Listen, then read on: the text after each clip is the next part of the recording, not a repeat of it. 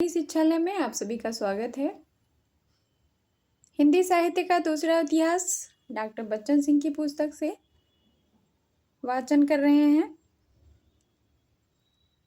हिंदी साहित्य का दूसरा इतिहास में स्वच्छंदतावाद युग के गद्य खंड नाटक का वाचन कर रही हूँ, जिसमें आज लक्ष्मी नारायण मिश्र को देखेंगे। लक्ष्मी नारायण मिश्र 1903 से 1987 तक इनका समय है।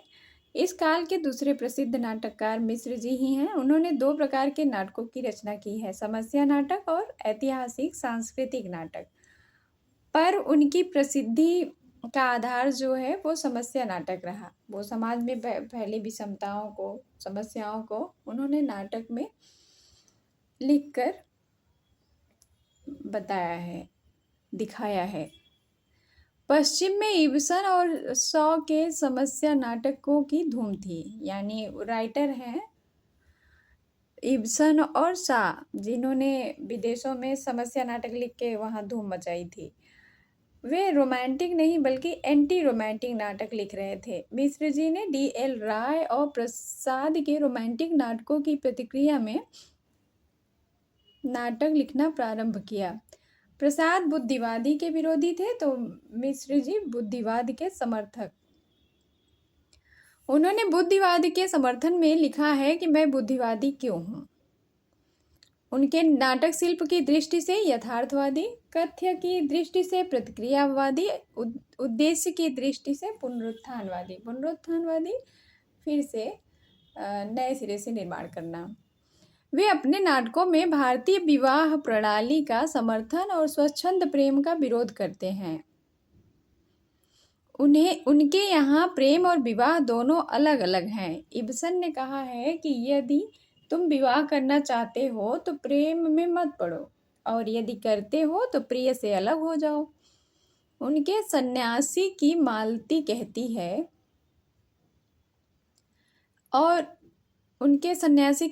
कहती है और फिर विश्वकांत प्रेम करने की चीज है, विवाह करने की नहीं। प्रेम किसी दिन की, किसी महीने की, किसी साल की घड़ी भर के लिए जो चाहे जितना सुख दुख दे, उसमें जितनी बेचैनी हो, जितनी मस्ती हो, लेकिन वह ठहरता नहीं है। ये अपने नाटकों के माध्यम से लक्ष्मी नारायण मिश्र जी का विचारधारा है और इब्सन जी का है। सन्यासी, राक्षस का मंदिर, मुक्ति का रहस्य, राजयोग, सिंदूर की होली आदि का मुख्य स्वर यही है। बुद्धिवाद का दावा करने के बावजूद मिश्र जी इब्सन और शॉ के अर्थ में बुद्धिवादी नहीं हैं। शॉ और इब्सन रूढ़िभंजक हैं। वे नए नैतिक मूल्यों की स्थापना करते हैं। मिश्र जी वितर्क के आधार पर भारतीय परंपरा की रूढ़ियों का समर्थन करते हैं। प्रसाद भारतीय परंपरा के प्रगतिशील तत्वों का अन्वेषण करते हैं, तो मिश्र जी मृत परंपराओं को जिंदा करना चाहते हैं। सिंदूर की होली में वे विधवा विवाह के विरोध पर आमादा हो जाते हैं। आजीवन एक पुरुष के साथ रहने का उनका सिद्धांत परंपरा की एक रूढ़ि है। सिंदूर की होली में भी इसी का प्रतिपादन है। वत्सराज, दशाश्वमेध, वितस्ता की लहरें आदि ऐतिहासिक सांस्कृतिक नाटकों में भी सनातन आर्य संस्कृति को वरेण्य माना गया है। यह भी बुद्धि विवेकवाद के विरुद्ध पड़ता है। अन्य नाटकों में सुमित्रानंद पंत की ज्योत्सना, मैथिलीशरण गुप्त का अनघ, उदय शंकर भट्ट का मत्स्यगंधा, विश्वामित्र और राधा, प्रेमचंद का करबला, चतुरसेन शास्त्री का उत्सर्ग, गोविंद वल्लभ पंत का अंगूर की बेटी, हरिकृष्ण प्रेमी के शिव साधना, रक्षाबंधन और प्रतिशोध आदि उल्लेख्य हैं। किंतु ये नाटक हिंदी नाटकों के विकास में कोई महत्वपूर्ण योग नहीं देते, और ये सभी नाटक बहुत ही महत्वपूर्ण हैं और इनको पिछले एग्जामों में पूछा भी गया है और आगामी परीक्षाओं में संभावित भी है। अब उपन्यास, स्वच्छंदतावाद युग के उपन्यास के बारे में हम पढ़ेंगे। कौन कौन उपन्यास हैं जो स्वच्छंदतावाद युग में प्रसिद्ध हैं और वो किस विचारधारा पे हैं, किस विषय पे हैं। स्वच्छंदतावाद युग के उपन्यास अपने पूर्ववर्ती उपन्यासों से प्रवृत्ति और उपन्यास दोनों में भिन्न है। अभी तक उपन्यास तिलस्मी, भूलभुलैया, जासूसी चमत्कार, जादुई ऐतिहासिक रोमांस के चारों ओर चक्कर काट रहे थे। जो 2-4 सामाजिक उपन्यास उस समय लिखे गए वे शुद्ध उपदेशात्मक हैं।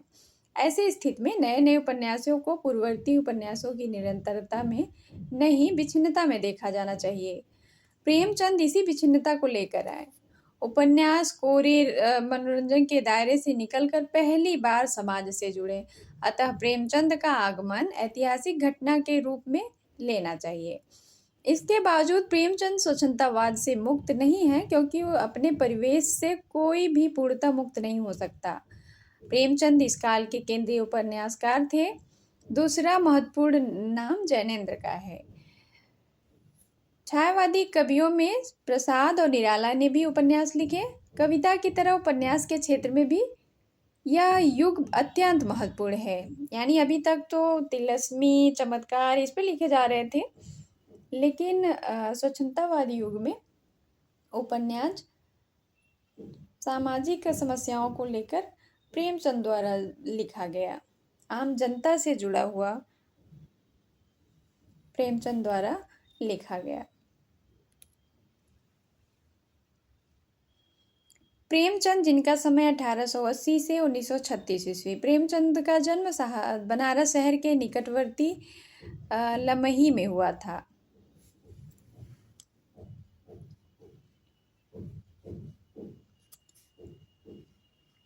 उनका बचपन खेत खलिहानों में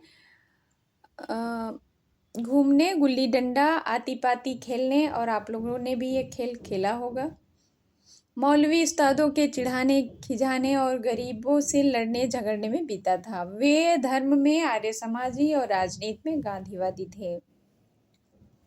महात्मा गांधी के असाधारण व्यक्तित्व और व्यापक राष्ट्रीय आंदोलन और उदात्त नैतिक मूल्यों से वे अत्यधिक प्रभावित थे। सन 1917 की बोल्शेविक क्रांति ने उन्हें नए सिरे से सोचने पर बाध्य किया। गांधीवाद और समाजवाद के अंतर्विरोधों की प्रतिध्वनियां उनके कथा साहित्य में प्रायः सुनाई पड़ती हैं। प्रेमचंद के लेखी जीवन का आरंभ उर्दू उपन्यास कहानी लेखन से हुआ। उनके उर्दू कहानी संग्रह सोजे वतन को अंग्रेज सरकार ने जब्त कर लिया था। इम्पोर्टेंट है ये भी। इस जब्ती से कहानियों का मिजाज तथा प्रेमचंद के भावी लेखन का स्वरूप जानना जा सकता है। इस संग्रह के जब्त होने के बाद उन्होंने अपना नाम नवाब राय से बदलकर प्रेमचंद रख लिया। गरीब जनता के पक्षधर प्रेमचंद का नवाब राय नाम था, लेकिन नवाब राय नाम था भी कितना उटपटांग और अंतर्विरोधपूर्ण।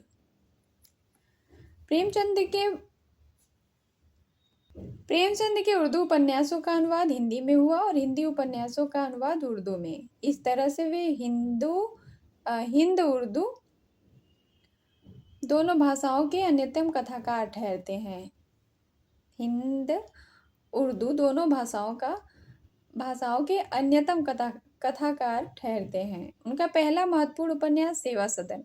उनके उर्दू उपन्यास बाजारे हुस्न का हिंदी अनुवाद है। कायाकल्प उनका पहला उपन्यास है जिसकी पांडुलिपि हिंदी में मिलती है। हिंदी उपन्यास अगर माना जाए तो कायाकल्प है जो पहला है, और उर्दू में उनका पहला महत्वपूर्ण उपन्यास सेवा सदन, जो बाजारे हुस्न का हिंदी अनुवाद है। हिंदी भाषा के महत्व और व्याप्ति को देखते हुए वे हिंदी में लिखने लगे। सेवा सदन 1918 ईस्वी को प्रेमचंद ने स्वयं हिंदी का बेहतरीन नावल कहा है। ये महत्वपूर्ण है। इसमें वेश्यावृत्ति को समस्या के रूप में लिया गया है। प्रेमचंद के पूर्व हिंदी उपन्यासों में वेश्याओं के प्रति घृणा का भाव प्रदर्शित किया गया है। प्रेमचंद इसके लिए उत्तरदायी सामाजिक आर्थिक सूत्रों की खोज करते हैं। दहेज प्रथा, अनमिल विवाह ही वेश्यावृत्ति की ओर नहीं ले जाते, बल्कि उपयुक्त शिक्षा का अभाव, प्रतिकूल परिवेश भी इसके लिए उत्तरदायी है। मध्यवर्ग की झूठी मर्यादाओं इसके लिए कम जिम्मेदार नहीं है। मध्यवर्ग की झूठी मर्यादाएं भी इसके लिए कम जिम्मेदार नहीं है। इस मर्यादा को प्रेमचंद निरंतर तोड़ते रहते हैं, पर इस समस्या का जो आर्य समाजी हल प्रेमचंद ने दिया है वह बहुत कारगर नहीं है। सेवा सदन की स्थापना एक स्थूल हल है। वेश्याओं को नगर के बाहर बसाना भी एक काम चलाऊ नुस्खा है। प्रेमचंद प्रेमाश्रय 1922 ईस्वी हिंदी का पहला राजनीतिक उपन्यास है। हिंदी में लिखा पहला उपन्यास कायाकल्प, उर्दू में लिखा पहला उपन्यास सेवा सदन और हिंदी का पहला राजनीतिक उपन्यास प्रेमचंद जी का प्रेमाश्रम है। इसमें प्रेमचंद किसान आंदोलन से जुड़ जाते हैं। चंपारण जो बिहार में है, अवध, गुजरात आदि में किसान आंदोलन महात्मा गांधी की अगुवाई में चल रहा था। महात्मा गांधी ने संपूर्ण देश में राष्ट्रीय चेतना की जो ज्योति जगाई वह निरंतर जलती रही। गांधी जी का सबसे महत्वपूर्ण कार्य सामान्य जनता में इस विश्वास को दृढ़ करना था कि वह अंग्रेजी साम्राज्यवाद तथा उसके पोषक जमींदारों, देशी राज्यों, पूंजीपतियों के विरुद्ध लड़ सकती है। महात्मा गांधी की कार्य प्रणाली, जीवन दर्शन, व्यक्तित्व के प्रति प्रेमचंद की अगाध श्रद्धा थी। प्रेमाश्रम गांधी के प्रभाव में ही लिखा गया था। प्रेम के माध्यम से हृदय परिवर्तन द्वारा रामराज्य की स्थापना करना इसका ध्येय है। आंशिक रूप से यह बोल्शेविक क्रांति से भी प्रभावित है। प्रेमाश्रम में किसान जमींदारों की धौंस, बेगारी, शोषण, अत्याचार के विरुद्ध तनकर खड़े हैं। यहाँ कोई दबैल नहीं है। जब कौड़ी कौड़ी लगान चुकाते हैं तो धौंस क्यों सहें? एक एक के सिर तोड़ कर रख दूं। मियाँ, हमारी गर्मी 5-5 रुपल्ली के चपरासियों के मान की नहीं। जाओ अपने साहब बहादुर के जूते सीधे करो। जो तुम्हारा काम है, हमारी गर्मी के फेर में न पड़ो, नहीं तो हाथ जल जाएंगे। उपन्यास का एक पात्र बलराज है जो रूस और बल्गेरिया के किसान मजदूर राज्य की बात करता है। दम चक्र में किसान पिस जाते हैं, किंतु अंत में गांधीवादी जमींदार प्रेम शंकर के प्रभाव से लोगों का हृदय परिवर्तन हो जाता है। खूनी डॉक्टर प्रियानाथ, अत्याचारी थानेदार दयाशंकर आदि प्रेमाश्रम में बागवानी करने लगते हैं। गांव में रामराज्य स्थापित हो जाता है। इस कृत्रिम आदर्शवाद के कारण प्रेमाश्रम का पूर्वार्ध एक उपन्यास हो जाता है तो उत्तरार्ध दूसरा उपन्यास। रंगभूमि 1924 में लिखी गई। अंधे सूरदास का जो एक छोटी सी जमीन का मालिक है, पूंजीपति जान सेवक से सीधा संघर्ष वर्णित है। ये भी इम्पोर्टेंट है। मतलब इनके तो उपन्यास लगभग सभी उपन्यास इम्पोर्टेंट है। फिर भी इसका फूलक बनारस से लेकर राजस्थान तक फैला है, ये भी पूछा गया है, जिस पर अनेक वर्गों, धर्मों, जातियों का वर्ग संघर्ष और वर्ग सहयोग अंकित है। मूल कथा सूरदास और जान सेवक से ही संबद्ध है। जान सेवक एक उद्योगपति है। वह पांडेपुर गांव को भी नोट कर लिया जाए। वह पांडेपुर गांव में सिगरेट का उद्योग बैठाना चाहता था। इसके लिए उसे गांव की भूमि की आवश्यकता थी। सूरदास ने जमीन बेचने से इनकार कर दिया, किंतु जान सेवक के साथ तालुकेदार भगत सिंह भी थे और अंग्रेज हाकिम क्लार्क भी। जान सेवक ने किसी तरह जमीन हथिया ली। अब गांव खाली कराने की बारी आई। लोगों ने गांव खाली कर दिया, पर सूरदास अपनी झोपड़ी छोड़ने को तैयार न था। पुलिस बुलाई गई। जन समुद्र उमड़ रहा था। पुलिस ने गोली चलाने से इनकार कर दिया। गोरखा फौज बुलाई गई। सूरदास डरा कि इस बार बहुत लोग मारे जाएंगे, अतः अन्याय के विरुद्ध उसने अकेले लड़ने का निश्चय किया। वह भीड़ को संबोधित करता है, आप लोग मेरी सहायता करने नहीं आए हैं। हाकिमों के मन में, पुलिस के मन में जो दया और धर्म का ख्याल आता, उसे आप लोगों ने जमा होकर क्रोध बना दिया है। मैं हाकिमों को दिखा देता कि एक दीन अंधा आदमी एक फौज को कैसे पीछे हटा देता है। मैं धर्म के बल पर लड़ना चाहता था, पर सूरदास क्लार्क की गोली से शहीद हो गया। चौरा चौरी कांड के कारण महात्मा गांधी ने सामूहिक सत्याग्रह बंद कर दिया था, किंतु व्यक्तिगत सत्याग्रह की छूट थी। सूरदास का यह व्यक्तिगत सत्याग्रह था। पुलिस और हाकिम के मन में दया धर्म पैदा करने का सिद्धांत कितना खोखला है, इस सूरदास की मौत से समझा जा सकता है। इसका स्पष्ट संकेत प्रेमाश्रम में मिल चुका है। सूरदास की मुख्य कथा के साथ विनय सोफिया के गौड़ कथा भी चलती है। इस कथा के माध्यम से अंग्रेज साम्राज्यवादियों के अत्याचारों और रियासती राजाओं की क्रूरताओं से पिसती हुई प्रजा की दयनीय दशा का चित्रण भी हुआ है। सोफिया ईसाई होकर भी हिंदू से प्रेम करती है। प्रेम धर्म से ऊपर होता है। छायावादी कवियों की तरह प्रेमचंद ने इसे उपन्यास में भी चित्रित किया। कर्मभूमि और मुसलमान लड़की और हिंदू लड़के का प्रेम वर्णित है। कर्मभूमि में मुसलमान लड़की और हिंदू लड़के का प्रेम वर्णित है। छायावादी प्रेमिकाओं की तरह उनमें भी वेदना, कसक, राष्ट्रीयता है, पर उपन्यास की बुनावट में दोनों कथाएं अलग अलग दिखाई पड़ती हैं। महात्मा गांधी औद्योगिकरण के विरुद्ध थे। वे देश की अर्थव्यवस्था में कुटीर उद्योग के समर्थक थे। इससे दो लाभ थे। एक तो बेरोजगारी की समस्या हल होती थी, दूसरे उद्योगजन्य गंदगी, आपाधापी, हुल्लड़बाजी आदि पनपने नहीं पाती थी। नए संदर्भों में कुटीर उद्योग पर पुनर्विचार की आवश्यकता है। सूरदास पूर्णतः गांधीवादी हैं। आवश्यकता है कि गांधी जी के हिंद स्वराज पर नए सिरे से विचार किया जाए और पश्चिम के अंधा अनुकरण से बचकर अपनी स्वस्थ किसानी परंपरा से जुड़ा जाए। कायाकल्प 1926 में के अलौकिक और अतिरंजनापूर्ण प्रसंग जैसे बाबाओं के चमत्कार, पूर्व जन्म की स्मृतियां, वृद्धा को तरुणी में बदलना, प्रेमी युगल का नक्षत्र लोक का सैर सपाटा आदि प्रेमचंद के कथा साहित्य के छेपक प्रकरण मालूम पड़ते हैं। अतः कायाकल्प विचार करना अप्रासंगिक है। प्रेमाश्रम के बाद दूसरा महत्वपूर्ण उपन्यास गबन है 1930 ईस्वी में। इसमें मध्य वर्ग की कमजोरियों का पर्दाफाश किया गया है। यह वर्ग आर्थिक दृष्टि से खोखला होता है, पर इस खोखलेपन को वह बाहरी टीम टाम, झूठे प्रदर्शन, बड़बोलेपन से ढांकता फिरता है। वह जो कुछ नहीं है उसी को सिद्ध करता है और जो कुछ है उसका निषेध करता है। रमानाथ इसी तरह का मध्यवर्गीय पात्र है। रमानाथ अपनी पत्नी जालपा को प्रेम करता है, पर काल्पनिक पैतृक ऐश्वर्य का रौब भी गालिब करता है। घर की वास्तविक आर्थिक दशा जालपा के सामने आती ही नहीं। वह आभूषण का तगाजा करती है, फलस्वरूप रमानाथ गबन करता है। वह भागकर कलकत्ता जा पहुंचता है। जालपा भी कलकत्ता आती है। देवी दीन खटीक का घर उपन्यास का रंगमंच बनता है। देवी दीन खटीक का घर उपन्यास का रंगमंच बनता है। जालपा के चरित्र में अप्रत्याशित परिवर्तन होता है और उपन्यास राजनीतिक हो जाता है।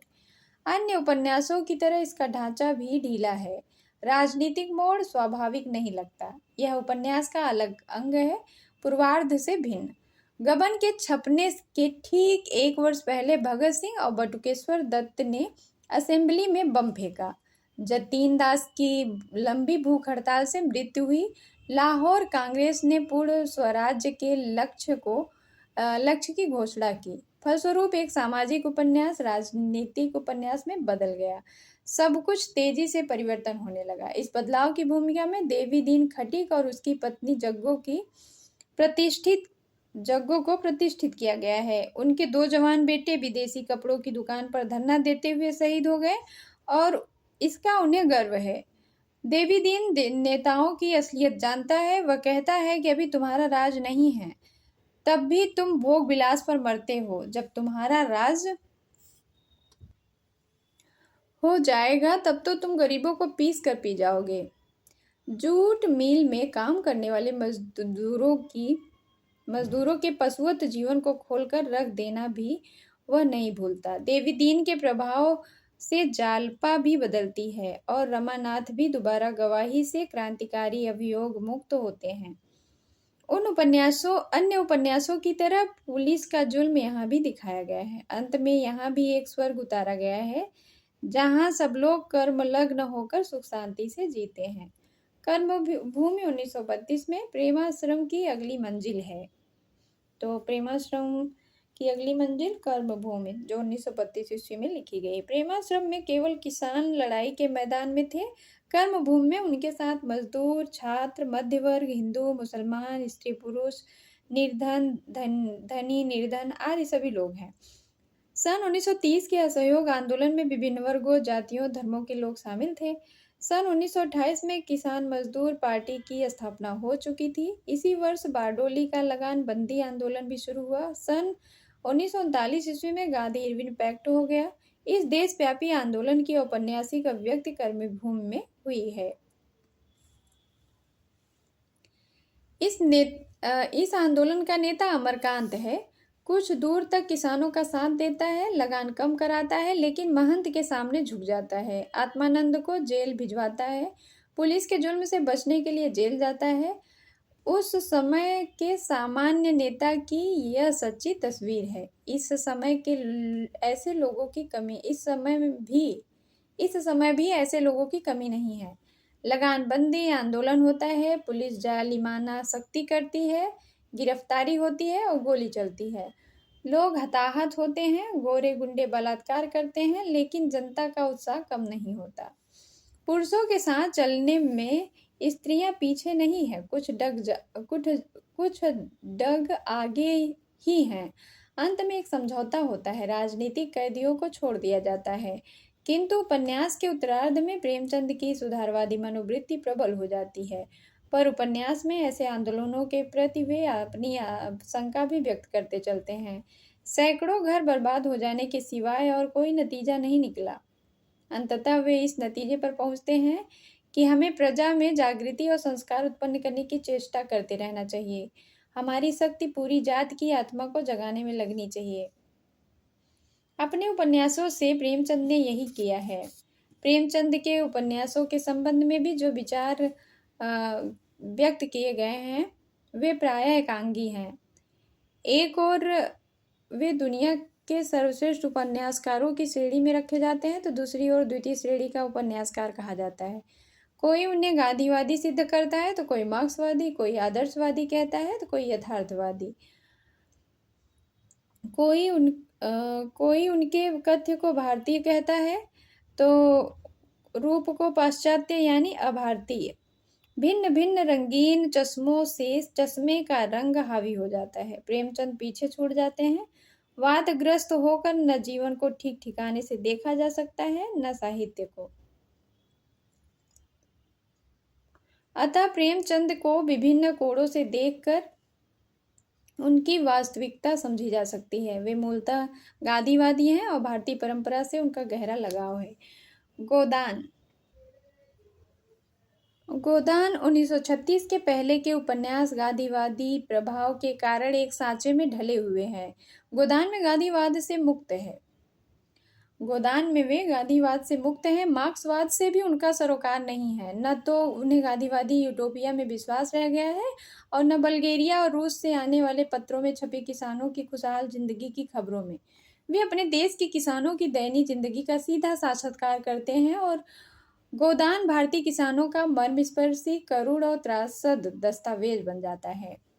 प्रेमचंद किसान जीवन का औपन्यासिक चित्रण करने वाले प्रथम भारतीय उपन्यासकार नहीं थे। उनके पहले उड़ीसा के फकीर मोहन सेनापति 1847 में छमाड़ 8 गूंठ, जिसका इसका मीन्स होगा 6 बीघा जमीन में किसान जीवन की समस्याएं उठाई थी। पर प्रेमचंद ने युग अनुरूप इसे व्यापक, जटिल और गंभीर बनाया है। जिस भारतीय संस्कृति को प्रसाद अपने नाटकों उपन्यासों में खोज रहे थे, उसी को, उसके लोकोन्मुखी रूप को प्रेमचंद तत्कालीन इतिहास के किसान जीवन में किसानी संस्कृति को उजागर करने के लिए उन्होंने सबसे पहले किसानी भाषा का प्रयोग किया। विभिन्न वर्गों, जातियों की सांस्कृतिक जड़ें और उनकी भाषा में निहित होती हैं। रमानाथ और देवीदीन खटिक की भाषा अलग है।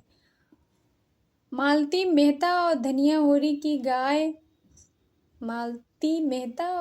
होरी की गाय संस्कृति, गारस्तिक जीवन की भाषा अलग है। राय साहब की रामलीला और गोबर की होली का हुड़दंग भाषाई स्तर पर अलग है। इसलिए सांस्कृतिक स्तर पर भी होरी की मृत्यु सहज सरल ग्रामीण जीवन की भी मृत्यु है। शहर और गांव के गरीबों की संस्कृति एक है। शहर और गांव के गरीबों की संस्कृति एक है। पठानीन पेट काटकर अमरकांत के नवजात शिशु के लिए कुर्ता और टोपी तैयार करती है। इसके साथ उसका हार्दिक प्यार लिपटा हुआ है। औद्योगिक सभ्यता गांव के सामूहिक जीवन को नष्ट करती जा रही है। नित्य गीत से संबद्ध जन संस्कृति को बड़े लोग घृणा करते हैं। प्रेमचंद उसे जीवित रखने के पक्ष में है। प्रेमचंद के महत्व को स्वीकार करते हुए भी उनकी कलात्मक त्रुटियों को नजरअंदाज नहीं किया जा सकता। उनके सभी उपन्यासों में कथानक शिथिल है। शिथिलता या बिखराव अपने आप में दोष नहीं है, बशर्ते वह औपन्यासिक उद्देश्य की पूर्ति में सहायक हो। गोदान के अतिरिक्त अन्य उपन्यासों की हृदय परिवर्तनवादी परिणतियां उन्हें कृत्रिम बना देती हैं। जगह जगह उत्तारक नैरेटर का हस्तक्षेप उपन्यास कथा प्रवाह का हस्तक्षेप बन जाता है। गोदान ऐसे यथार्थपरक उपन्यास में भी नगर कथा ठूस ठास बन जाता है। स्थान स्थान पर पैबंद और भी हैं, किंतु इससे प्रेमचंद का महत्व कम नहीं होता। अगले उपन्यासकार हैं जयशंकर प्रसाद, जिनका 1889 में 89 से 1937 ईस्वी तक समय है।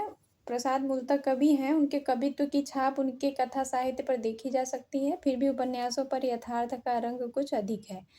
कंकाल, तितली, इरावती अधूरा है में कंकाल ठेठ यथार्थपरक है। संभवतः इसकी प्रेरणा उन्हें भारतेंदु के नाटक प्रेमयोगिनी से मिली हो। उन्होंने अपने एक निबंध यथार्थवाद और छायावाद में लिखा है कि श्री हरिश्चंद्र ने राष्ट्रीय वेदना के साथ ही जीवन के यथार्थ रूप का चित्रण आरंभ किया था। प्रेमयोगिनी में इस ढंग का पहला प्रयास है। देखी तुमरी काशी वाली कविता को भी इसी श्रेणी का समझता हूँ। प्रेमयोगिनी में काशी तीर्थ की धार्मिक रामनामी को उतारकर उसे नंगा कर दिया गया है। प्रसाद ने प्रयाग, काशी, हरिद्वार, मथुरा, वृंदावन आदि तीर्थ स्थानों को अपनी कथा का केंद्र बनाया है। इन तीर्थों के मठों, मंदिरों, मेलों ठेलों में होने वाले धार्मिक अत्याचारों में लिप्त बाबा लोगों को प्रसाद ने नंगा ही नहीं किया है, बल्कि इन धार्मिक संस्थाओं पर गहरा प्रहार भी किया है। सारा अधर्म तो इन तीर्थों में ही होता है। इसकी शिकार मुख्यतः स्त्रियां होती हैं। इस तरह के अत्याचारों में हिंदू धर्म के ठेकेदार संलग्न नहीं है। इस्लाम और ईसाई धर्म के मुल्ला और पादरी भी हैं। कभी इन संस्थाओं की भूमिका समाज निर्माण में सहायक रही होगी, पर इस समय तो उनके अध्वंस में ही मानवीय भेदभाव और अत्याचार समाप्त हो सकते हैं। धर्म संघ की स्थापना को एक ढोंग कहते हैं। इसी धर्म संघ की छत्र छाया में धर्म की ध्वजा उठाए पापी महात्मा बन बैठे हैं और इसके नीचे समाज का कंकाल पड़ा है। इनके सभी पात्र नाजायज संतानें हैं। फिर भी घंटी, तारा, विजय आदि के अपने व्यक्तित्व हैं। घंटी, यमुना, तारा सभी स्त्री की करुण यंत्रणा के लिए उत्तरदायी पुरुष समाज पर व्यंग करती हैं। प्रसाद भी एक संघ, भारत संघ की स्थापना कराते हैं, जिसमें प्राकृतिक आकांक्षाओं की पूर्ति के लिए अवकाश है। मठों और मंदिरों से कुछ होने वाला नहीं है। यदि कुछ हो सकता है तो व्यक्ति के आंतरिक परिवर्तन द्वारा। यही धर्म है। और वास्तविकता भी है कि धर्म का मतलब ही है स्वयं को जानना, और इससे ही उद्धार हो सकता है। जब हम स्वयं को जानेंगे तब हम धर्म को भी जानेंगे। ये जो लोग अपवाद धर्म के नाम पर धार्मिक आडंबर और बाह्य आडंबर हैं, ये सब झूठ हैं। और इसी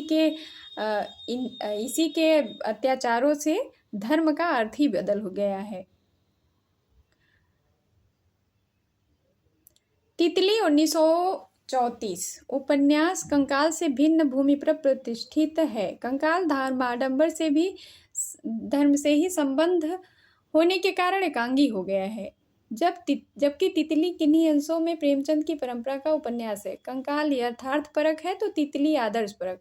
तितली में ढहती हुई सामंती व्यवस्था, जमींदारी प्रथा की दुर्बलताएं, ग्रामीण समाज की सरलता, स्वार्थवृत्ति, सम्मिलित कुटुंब की विकृतियां, त्योहारों के उत्सव आदि का चित्रण हुआ है। पर ये समस्याएं गौण है। मुख्य समस्या है भारतीय जीवन दृष्टि को लेकर चलने वाली तितली और पाश्चात्य जीवन दृष्टि को लेकर चलने वाली शैला की टकराहट। इसमें भारतीय नारी के जीवन दर्शन की विजय होती है। कंकाल में इंद्रिय परिग्रह है तो तितली में अपरिग्रह। तितली मधुवन इंद्रदेव आदि अद्भुत संयमी है। तितली मधुवन और इंद्रदेव आदि अद्भुत संयमी है। शैला में ऐन्द्रिक विकार अवश्य है पर उसमें भी परिष्कार आ जाता है। तितली कामायनी की श्रद्धा है, शैला चंद्रगुप्त मौर्य की कार्नेलिया। तितली शैला से कहती है तुम धर्म के बाहरी आवरण में अपने को ढक कर हिंदू स्त्री बन गई हो, किंतु उसकी संस्कृति की मूल शिक्षा भूल रही हो। हिंदू स्त्री का श्रद्धा पूर्ण समर्पण उसकी साधना का प्राण है। कामायनी की श्रद्धा भी बार बार समर्पण को रेखांकित करती हैं। धर्म के बाहरी आवरण का पर्दाफाश तो कंकाल में किया जा चुका है। यहाँ पर भी प्रसाद आवरण को हटाकर सत्य की खोज करते हैं, किंतु श्रद्धापूर्ण आत्मसमर्पण बुद्धिवाद के विरुद्ध छायावादी आदर्श है। नारी की चरम साधना यही है क्या? नारी की चरम साधना यही है क्या? शैला का चरित्र आधुनिक और मनोवैज्ञानिक है। वह इंद्रदेव की विवाहिता होकर भी श्रद्धापूर्ण आत्मसमर्पण नहीं कर पाती। वह कभी इंद्रदेव की ओर आकृष्ट होती है तो कभी वात्सन के प्रति। वह जिस रूप में है उस रूप में उसे स्नेह करने को कोई तैयार नहीं है। लोग आवरण चाहते हैं। यह अलगाव अकेलापन इसलिए है कि वह पति से अद्वैतता नहीं स्थापित कर पाती। पर तितली का जादू चल जाता है। शैला भी श्रद्धापूर्ण आत्मसमर्पण कर देती है। इस आदर्श के बावजूद शैला के भटकाव का मनोवैज्ञानिक महत्व है। जैनेन्द्र और अज्ञेय के उपन्यासों में इसकी अभिव्यक्ति देखी जा सकती है। श्रद्धापूर्ण आत्मसमर्पण अतीत का आदर्श है। गद्य पद में प्रसाद पहले व्यक्ति हैं जो व्यक्तित्व सृष्टि करते हैं। कंकाल में उन्होंने वैयक्तिकता का समर्थन किया है। तितली में धामपुर का सुधार समूह द्वारा नहीं, अलग अलग व्यक्तियों द्वारा होता है। तो आज वीडियो बहुत लंबी होती जा रही है। अब जैनेन्द्र जी को अगली नेक्स्ट वीडियो में हम वाचन करेंगे। धन्यवाद।